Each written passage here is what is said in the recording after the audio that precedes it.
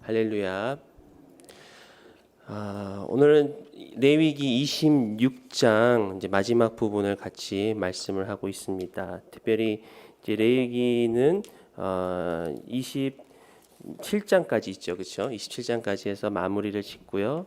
특별히 오늘 26장의 말씀 가운데서 하나님께서 저들에게 다시 한번 이제 전체적인 율법을 말씀을 하시면서 또 그와 더불어서 저들이 결국은 이 말씀을 지키지 않을 때 이제 불순종할 때 하나님께서 저들에게 어떻게 징계를 내리시며가 이제 어제까지의 본문의 말씀이고, 오늘 우리가 읽은 이 마지막 부분은 그럼에도 불구하고 하나님께 저들이 회개하고 자복하면 반드시 저들을 회복시키시겠다라는 그런 회복의 말씀을 우리에게 말씀하고 있습니다. 여러분 잘 아시지만 이 레위기는 이스라엘 백성이 출애굽하고 나서 지금 시내산에 머물러 있을 때 하나님께서 저들에게 이러한 율법을 주신 거거든요. 근데 제가 지난번 말씀 전할 때도 이렇게 말씀드렸지만 이미 하나님께서는 이 가나안 땅에 들어가 저들에게 이 안식년과 희년에 대해서 말씀을 하시고, 또 오늘 이 26장의 부분에 대해서는 저들이 그럼에도 불구하고 결국은 불순종하여서 하나님의 징계를 받아서 그들이 이제 그 땅에서 떠나서 다시 올 것이라는 것까지 지금 예언을 사실 오늘 말씀에 다 담고 계시다는 것이죠. 근데 우리가 이스라엘의 역사를 이미 알고 있듯이 북이스라엘은 이 722년, 그러니까 기원전 722년에 아수르에게 멸망을 하고, 또 남유다는 586년에 바벨론에게 멸망을 합니다. 그러고 나서 예레미야의 예언에 따라서 70년 후에 바벨론에서 다시 돌아오게 되잖아요, 그렇죠? 지금 사실 그 사건까지를 지금 이 레위기 26장에서 보여주고 있다라는 것이죠. 그것을 이게 횟수로 따지면은 거의 900년에서 1000년 사이에 그 후에 일어날 일을 이미 레위기를 통해서 지금 말씀을 하고 있거든요. 그런 것을 돌아봤을 때 참 저는 이 오늘 말씀 본문을 들어가기 전에 다시 한번 하나님 앞에 경이로운 마음이 드는 이유가, 정말 하나님의 말씀은 참 위대하다. 과연 이 성경이 정말 인간이 썼었을까? 세상 사람들은 성경을 하나님의 말씀을 믿지 아니하기 때문에 그런 생각을 하겠지만, 우리가 조금만 생각을 하면요, 이 하나님의 말씀은 정말 이 하나님만이 쓰실 수 있는 것들이다. 어떻게 900년, 1000년 뒤의 일들을 다 예언을 하시고, 또 더 나아가서는 이게 하나님에 대해서, 이 하나님의 특별히 오늘 말씀에 전반적으로 흐르고 있는 그 하나님의 사랑과 은혜를 어떻게 인간이 생각할 수 있겠습니까? 근데 그것이 정말 우리가 믿고 있고, 또 온 우주를 창조하신 하나님이시고, 또 하나님께서 말씀하셨고, 또 그 말씀이 이 성경책에 기록되어져서 지금까지도 계속해서 읽혀지고 계속해서 역사하시는 말씀인 줄 믿습니다. 그 말씀을 통해서 하나님께서 우리를 회개케 하시고 또 회복케 하시는 하나님은 어떠한 분이신가 좀 몇 가지 나누기로 합니다. 첫 번째로 우리가 알 수 있는 하나님은 바로 우리의 죄를 깨닫게 하시는 분이라는 것이죠. 40절 보시면, 그들이 나를 거스른 잘못으로 자기의 죄악과 그들의 조상의 죄악을 자복하고 또 그들이 내게 대항함으로, 41절, 나도 그들에게 대항하여 내가 그들의 원수들의 땅으로 끌어갔음을 깨닫고 그 할례 받지 아니한 그들의 마음이 낮아져서 그들의 죄악의 형벌을 기쁘게 받으면. 결국은 저들이 언젠가는 우리가 실제로 알고 있듯이 586년도에 남유다가 바벨론으로 멸망하여 끌려갔을 때 그들의 잘못을 저지른 것을 깨닫고 자복하면이라고 하나님께서 지금 말씀 가운데 시작을 하고 있습니다. 특별히 여기서 이 자복하다라는 뜻은 원어상으로 이렇게 내어 던지다라는 그런 뜻을 갖고 있어요. 그러니까 이게 단순히 어떤 우리의 마음으로 고백하다, 어떤 입술로 조용히 고백하다가 아니라 하나님께 모든 것을 다 내어 던지듯이 우리가 통회하고 철저하게 하나님 앞에 고백하는 것을 그때 뜻을 하고 있다는 것을 알 수가 있습니다. 그리고 또한 이 40절 말씀 보시면 이것은 자기의 죄악과 그들의 조상의 죄악을 자복한다라고 이야기를 합니다. 특별히 다니엘이 예레미야의 그 70년 후에 일어날 그 예언을 통해서 자기 자신뿐만 아니라 자기 조상들의 죄악을 하나님 앞에 철저하게 회개하는 그런 장면들을 우리가 알고 있는데, 이와 마찬가지로 우리가 회개를 이야기할 때는 우리 자신의 회개뿐만이 아니라 이 공동체에 대한 회개도 하나님이 받으신다. 특별히 우리 교회가 또 해야 될 것이 바로 이 공동체에 대한 그런 회개, 더 나아가서는 이 국가에 대한 회개. 우리 역대하 7장 14절에도 너희들이 스스로 겸비하여서 하나님의 얼굴을 구하면 하나님께서 그 땅을 고쳐주시라고 말씀하셨거든요. 그러니까 우리가 이민자로서 이 미국에 사는 때 우리가 해야 될 중요한 사명 중에 하나는 무엇일까라고 생각했을 때 저는 바로 이 미국 땅을 위해서 기도하는 것이 우리의 사명이라고 믿습니다. 하나님께서는 예레미야를 통해서 이스라엘 민족이 바벨론에 끌려갔을 때 저들의 평안을 구하라고 하나님께서 저들에게 명령하셨습니다. 그러니까 단순히 저들이 그 포로의 신분으로 끌려갔을 뿐만이 아니라 하나님께서는 그 가운데 저들을 통해서 이 바벨론을 위해서 중보하라는 그런 사명도 같이 주셨다는 것이죠. 그렇기 때문에 우리가 코리안 아메리칸으로서 이렇게 사는데 저는 이 미국의 영적인 주인은 우리들이다라고 생각을 해요. 별로 마음이 없으신데 그냥 믿는 사람만 될지어다, 믿음대로 될지어다. 뭐냐면요, 이 공동체의 그 회개도 참 중요하다는 거예요. 때로는 교회가 우리 교회는 안 그렇지만 때로는 교회가 어떤 하나님 앞에 실수하고 범죄했을 때도 교회가 한 마음으로 교회를 위해서 같이 기도를 해야 할 필요가 있고요. 또 나라들을 위해서 같이 회개하며 기도해야 할 필요가 있다는 것이죠. 어떻게 보면 지금 같은 그런 시대에 우리 미국뿐만 아니라 이 조국을 위해서도 이렇게 눈물을 뿌려가면서 이렇게 기도하고 통회 자복할 때 하나님께서 그 땅을 고쳐주시겠다라고 말씀을 하고 있습니다. 그와 같이 이스라엘 백성들이 자기의 죄악과 자기 조상의 죄악을 함께 자복할 때 그러면 어떤 부분을 자복하느냐? 여기서 말씀 가운데 나오는 것은 첫 번째로 그들의 스스로 잘못한 그 거스른 것을 자복하라라고 얘기를 합니다. 이 거스렀다라는 것은 이 40절에 나오는 이 거슬렀다라는 것은 하나님께 반역하고 불순종했던 또 하나님을 대적했던 이스라엘의 그 전체적인 그런 죄를 뜻합니다. 거스른 잘못을 하나님 앞에 자복을 하고 또 두 번째는 이 40절 마지막 절에 보면 또 그들이 내게 대항함으로 이 대항하였다라는 것이 원어적인 뜻은 사실은 이 반대로 걷다라는 뜻을 갖고 있어요. 그러니까 하나님이 걸어가시는 길을 같이 걸어가는 것이 아니라 이 엉뚱한 길로 가는 거예요. 그게 대항하다라는 뜻이죠. 그러니까 하나님께 실제적으로 이런 삶을 통해서 행동을 통해서 불순종하는 모습과 함께 하나님께 함께 동행하지 않는 것을 지금 회개하라라고 말씀을 하고 있습니다. 왜냐하면 하나님께서 우리에게 원하시는 것은 바로 하나님과 함께 동행하는 것이죠. 미가서 6장 8절에 이런 말씀이 있습니다. 사람아 주께서 선한 것이 무엇임을 내게 보이셨나니 여호와께서 내게 구하시는 것은 오직 정의를 행하며 인자를 사랑하며 겸손하게 내 하나님과 함께 행하는 것이 아니냐. 성경을 읽다 보면은 하나님의 뜻이 궁금하잖아요. 그렇죠? 근데 하나님께서 물론 우리 각자에게 주시는 뜻이 다양한 상황 가운데서 있지만 이렇게 말씀 가운데 확실하게 보여주신 뜻 중에 하나가 바로 이 미가서라 저는 생각하거든요. 뭐예요? 오직 정의를 행하며 하나님 안에서 정의를 행하며 인자를 사랑하며 그리고 세 번째로 겸손하게 내 하나님과 함께 행하는 것이 아니냐. 이 말은 다른 말로 해서 겸손하게 하나님과 함께 동행하는 것이 아니냐. 그것이 하나님께서 이스라엘 백성과 저 여러분을 향한 하나님의 뜻이거든요. 그렇기 때문에 저들이 대항하였다라는 것입니다. 또 아모스 3장 3절에는 두 사람이 뜻이 같지 않은데 어찌 동행하겠으며 라고 말씀합니다. 그러니까 우리가 하나님과 함께 행하고 하나님과 함께 동행하기 위해서는 하나님과 함께 뜻을 가져야 된다는 것이죠.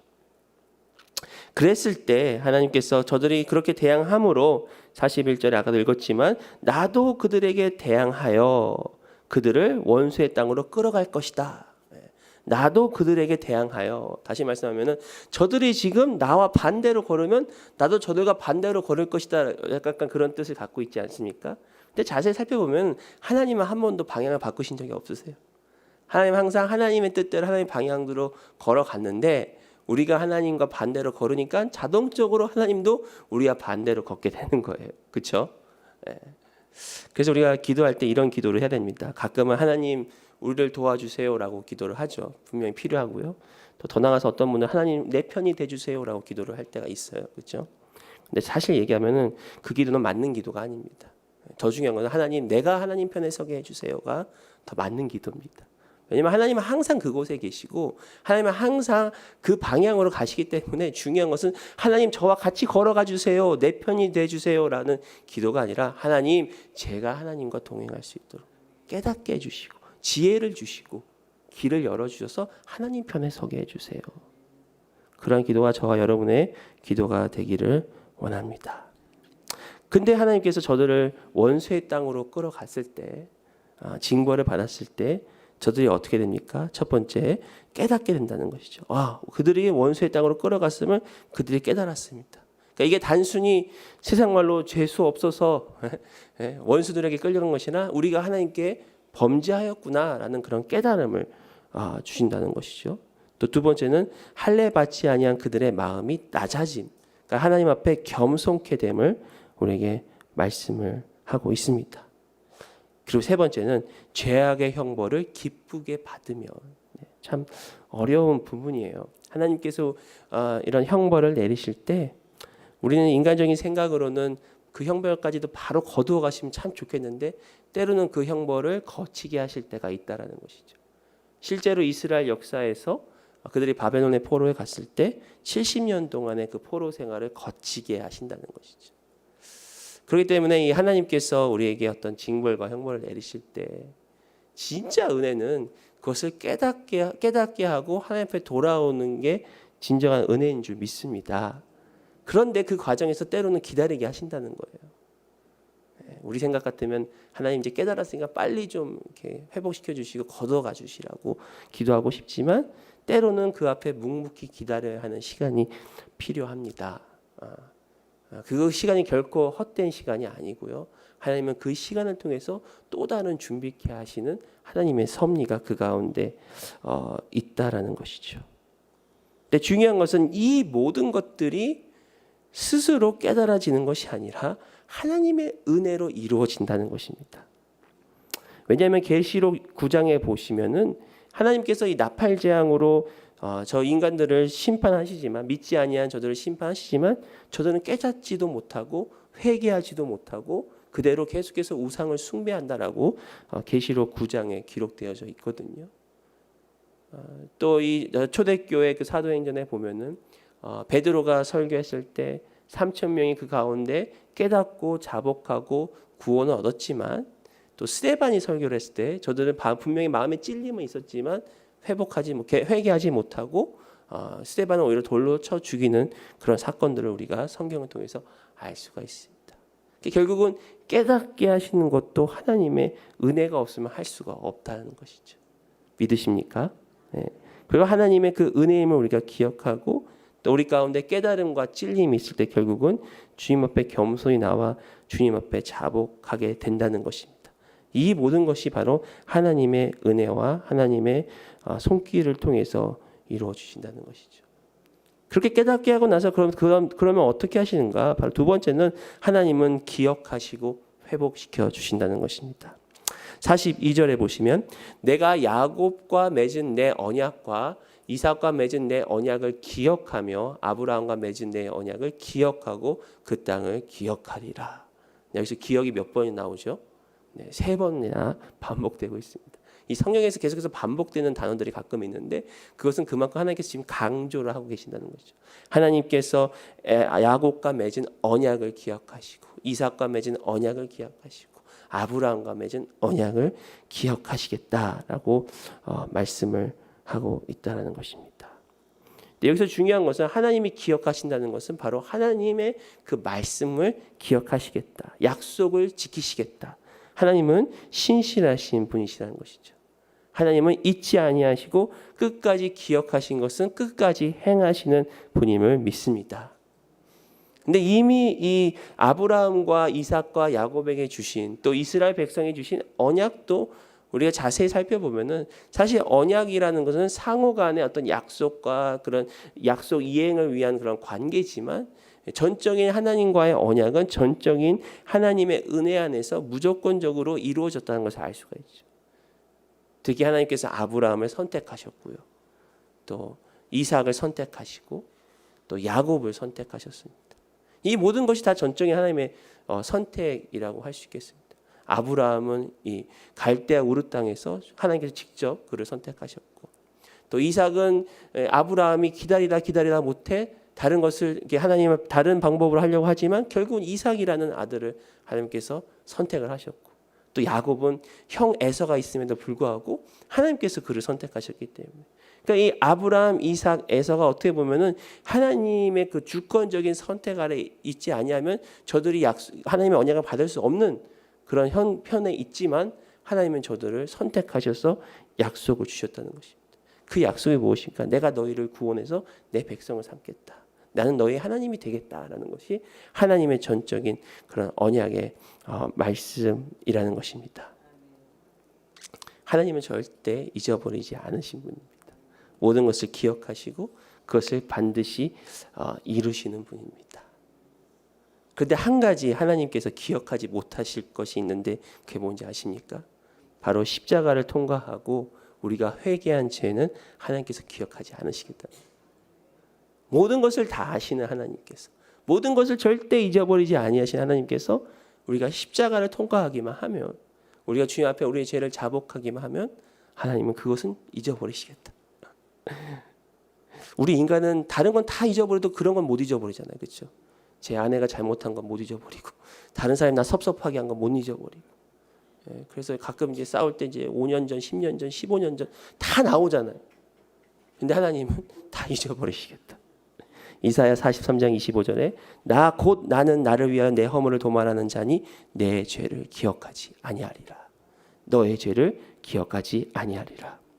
요한일서 1장 9절에 만일 우리가 우리 죄를 자백하면 그는 미쁘시고 의로우사 우리 죄를 사하시며 우리를 모든 불의에서 깨끗하게 하실 것이요. 그러니까 잊어버리시고 우리를 깨끗하게 하실 것이다. 지난번 우리 강 목사님께서도 인용하셨는데 C.S. 루이스가 고통의 문제라는 책에서 이런 얘기를 하세요. 하나님이 사랑이시라면 단순한 친절을 넘어서는 분임이 분명합니다. 또 모든 기록을 볼 때 그가 우리를 꾸짖고 책망하신 적은 자주 있지만 우리를 경멸하신 적은 한 번도 없다는 것을 알 수가 있습니다. 그러면서 이 장경철 교수님이 지난번 오셨을 특강 중에 이런 이야기를 하셨어요. 기독교에서 죄를 이야기한다는 것은 인간을 포기하지 않겠다는 뜻이 전제되어 있는 것입니다.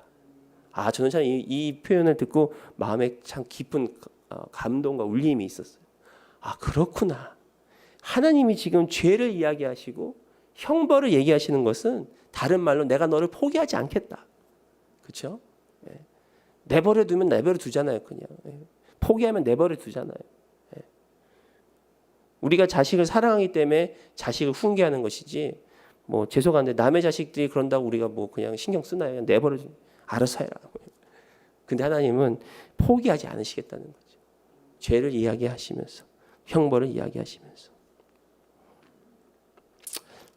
43절 보시면 그들이 내 법도를 싫어하며 내 규례를 멸시하였으므로 그 땅을 떠나서 사람이 없을 때에 그 땅은 황폐하여 안식을 누릴 것이요 그들은 자기 죄악의 형벌을 기쁘게 받으리라. 여기서 좀 우리가 여기서 한 가지 살펴볼 것은 하나님께서 그 25장의 이 안식년과 희년에 대해서 말씀하셨습니다. 땅을 쉬게 하라는 것이죠. 그렇죠? 근데 하나님께서는 그 말씀조차도 기억하시겠다라고 이야기를 하는데 이런 이야기들을 해요. 우리가 지난번에 25장을 좀 설교를 하고 묵상을 하면서 이제 목회자들끼리 좀 토론을 했는데 과연 이스라엘 백성이 안식년을 지켰을까? 그 뒤로 뭐 대충 이렇게 하는 걸 보면은 별로 이렇게 안 지켰을 것 같아요. 그렇죠?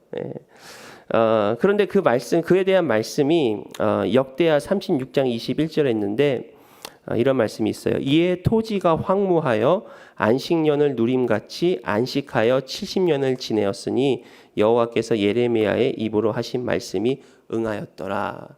그러니까 결국은 이스라엘 백성이 하나님의 안식년을 잘 안 지켰던 것 같아요. 그래서 하나님께서 저들을 바벨론으로 포로로 끌고 가셨을 때 그 70년이 결국은 그 땅이 안식하는 해였다는 거예요. 그러니까 7년마다 1년씩 행해야 되고 또 50년마다 또 49년째, 50년째 희년을 하잖아요. 그러니까 그거를 계수하여서 이게 그동안 밀렸던 안식년을 70년 동안 그 땅을 쉬게 하셨다. 예. 그래서 그 43절에 그 땅은 황폐하여 안식을 누릴 것이요. 그러니까 오히려 황폐한 땅이 지금 안식을 하나님의 말씀하신 그 안식을 누릴 것이다 하는 것이죠. 그러니까 참 이게 놀라운 거예요. 하나님은 우리에게 계명과 말씀을 주셨지만 결국 그것을 이루시는 분도 하나님이시라는 거예요. 네. 그러니까 우리가 신약 시대를 살면서 우리가 십자가를 통해서 우리가 능력을 얻는 것은 그것이 뭡니까? 바로 하나님의 의를 행할 수 있는 능력이 우리 가운데 주어졌다는 것입니다. 십자가를 통해서, 예수 그리스도를 통해서, 또 성령의 역사를 통해서 우리가 하나님 앞에 의롭게 될 수 있는 그 길이 열어졌다는 것입니다. 그러니까 하나님께서 구약을 통해서 계속해서 말씀하시는 그 메시지는 너희들 스스로는 할 수 없다. 심지어 안식년조차도 너희들은 할 수 없다. 내가 친히 그 땅을 안식하게 하겠다. 그 70년을 말씀을 하고 있다는 것입니다. 자, 세 번째로 우리가 알 수 있는 것은 하나님은 결국 우리의 하나님이 되신다는 것이죠. 44절 보시면 그런즉 그들이 그들의 원수들의 땅에 있을 때에 내가 그들을 내버리지 아니하며 미워하지 아니하며 아주 멸하지 아니하고 그들과 맺은 내 언약을 폐하지 아니하리니 나는 여호와 그들의 하나님이 됨이니라. 원수들의 땅에 있을 때 비록 하나님께서 하나님의 형벌을 통해서 저들이 원수들의 땅으로 끌려갔지만 그것으로 끝나는 것이 아니라 그곳에 있을 때도 내버리지 아니하며 미워하지 아니하며 아주 멸하지 아니하며 더 나아가서는 너희들이 어렵고 힘들 때 내가 도와줄 것이며 그곳에서도 하나님의 살아계심을 나타낼 것이며 별 아멘도 안 하시고 우리가 광야와 같은 그런 삶에 있을지라도 하나님 우리를 내버리지 않으신다니까요. 오히려 그런 시간이 더 하나님이 우리가 함께 가까이 계시는 시간인 줄 믿습니다. 그래서 우리가 성경을 보면은 이 다니엘서를 통해서 놀라운 하나님의 섭리를 우리가 발견하지 않습니까? 포로 출신의 다니엘이 그렇게 한 나라의 총리가 되기까지 또 바벨론을 지나서 메데 바사까지 이 왕국이 바뀜에도 불구하고 하나님은 계속해서 다니엘을 그 자리에 쓰고 계시고 또 이 에스더를 통해서 하나님께서 하나님의 놀라운 일들을 우리는 말씀을 통해서 볼 수가 있습니다. 그게 뭡니까? 비록 저들이 범죄하였을지라도 그래서 저들이 그곳으로 끌려갔을지라도 하나님은 저들을 버리지 아니하시고 미워하지 아니하시고 아주 멸하지 아니하신다. 그럼에도 하나님이 기뻐하신다. 예, 그게 이제 스바냐 3장 17절 말씀인데 너희 하나님 여호와가 너희 가운데 계시니 그는 구원을 베푸실 전능자시라. 그가 너로 말미암아 기쁨을 이기지 못하시며 너를 잠잠히 사랑하시며 너로 말미암아 즐거이 부르며 기뻐하시리라 하리라.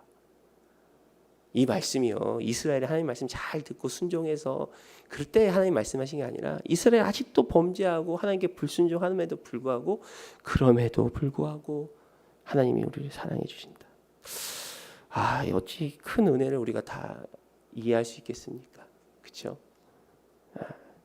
제가 볼 땐 절대로 하나님 앞에 잘한 게 하나도 없는데 그래도 기뻐해 주시고 써 주신다는 게 참 감사하다는 것이죠. 근데 우리는 여기서 더 나아가 하나님은 저들의 하나님이시다. 결국 저들은 하나님의 백성이다라고 이야기를 하시지만 예수님을 통한 저희들에게는 이 백성을 넘어서서 바로 우리를 하나님의 자녀로 불러주셨습니다. 잘 아시는 말씀 요한복음 1장 12절에 영접하는 자 곧 그 이름을 믿는 자들에게는 하나님의 자녀가 되는 권세를 주셨으니. 그러니까 우리는 하나님의 백성도 맞지만 더 나아가서는 하나님의 자녀라는 것이죠. 하나님의 사랑하는 하나님의 아들, 딸임을 우리는 믿습니다. 결국은 우리가 이러한 하나님의 자녀됨을 통해서 오늘 말씀을 통해서 저들을 인도하시는 하나님의 뜻, 저들에게 말씀과 율법을 주신 하나님의 뜻은 결국 저들의 하나님이 되신 우리의 아버지가 되시기 위하여 그러셨다라는 것이죠. 45절, 46절 마지막 보겠습니다. 내가 그들이 하나님이 되기 위하여 민족들이 보는 앞에서 애굽 땅으로부터 그들을 인도하여 낸 그들의 조상과의 언약을 그들을 위하여 기억하리라. 나는 여호와이니라. 46절 이것은 여호와께서 시내산에서 자기와 이스라엘 자손 사이에 모세를 통하여 세우신 규례와 법도와 율법이니라. 결국은 그들의 하나님이 되기 위해서, 우리 안에 보면 바로 우리의 아버지가 되기 위해서 저들이 보는 앞에서 우리를 이끄시고, 저들이 보는 앞에서 우리를 세워주시고, 그 언약을 잊지 아니하시고, 우리가 비록 실수하고 넘어지고 또 하나님 앞에 우리가 범죄할지라도 돌이키기만 하면, 근데 돌이키는 것도 하나님이 깨닫게 해주셔서 우리가 돌이키기만 하면, 겸손히 주님 앞에 나오면 우리를 회복시켜 주시겠다. 이 말씀 여러분 믿으시기 바랍니다. 예전에 제가 좋아했던 찬양 중에 하나가 천부여 의지없소서. 그거를 제가 참 중학교 때 많이 불렀어요. 그때 뭘 잘못했는지 모르겠는데 천부여 의지없소서. 손 들고 옵니다.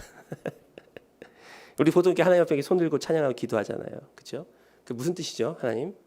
하나님 경배합니다라는 뜻도 있고, 또 한 가지는 하나님 항복합니다. 두 손 들고 항복하는 거죠. 근데요, 제가 최근에 놀라운 것을 하나 깨닫게 되었는데, 제가 아들을 낳으려고 넷을 낳은 건 아닌데요. 아들 낳아보니까 아들이 나쁘진 않더라고요. 여태까지 제 딸들은 저를 별로 안 좋아했습니다. 저를 외면을 많이 했습니다. 어렸을 때. 근데 아들은 저를 너무 좋아하는 거예요. 제 착각인지 모르겠는데. 근데 저한테 오면서 엄마라고 그래요. 엄마라고 부르면서 저한테 오는데, 그럼 제가 이게 집에 이렇게 퇴근해서 집에 들어가면요, 제 아들이 이렇게 할렐루야를 해요. 저한테 할렐루야 이러고. 왜 그럴까요? 왜 저한테 두 손을 올리죠? 좋아서요? 아니에요. 안아달라고. 제가 그때 깨달았어요. 내가 하나님 앞에 두 손 드는 것은 하나님 항복합니다. 플러스 하나님 안아주세요. 그러니까 우리가 하나님께 회개할 때, 사실 인간은요, 죄를 지으면 피하고 싶어요. 그게 아담과 하와가 그랬거든요. 피해서 스스로 감추고 싶은데, 우리는 하나님께 항복함과 동시에 플러스 하나님 안아주세요. 하나님 안아주세요. 제가 이걸 깨닫고, 이거는 제가 나중에 계속해서 써먹어야지. 그런 마음으로 우리가 하나님께 나가는 거예요. 우리가 회개하고 자복함과 동시에, 그럼에도 하나님 보니까 하나님밖에 저를 안아주실 분이 없으시네요. 하나님 안아주세요. 그런 마음으로 오늘 하루 사시며 또 승리하시기를 예수의 이름으로 축원드립니다.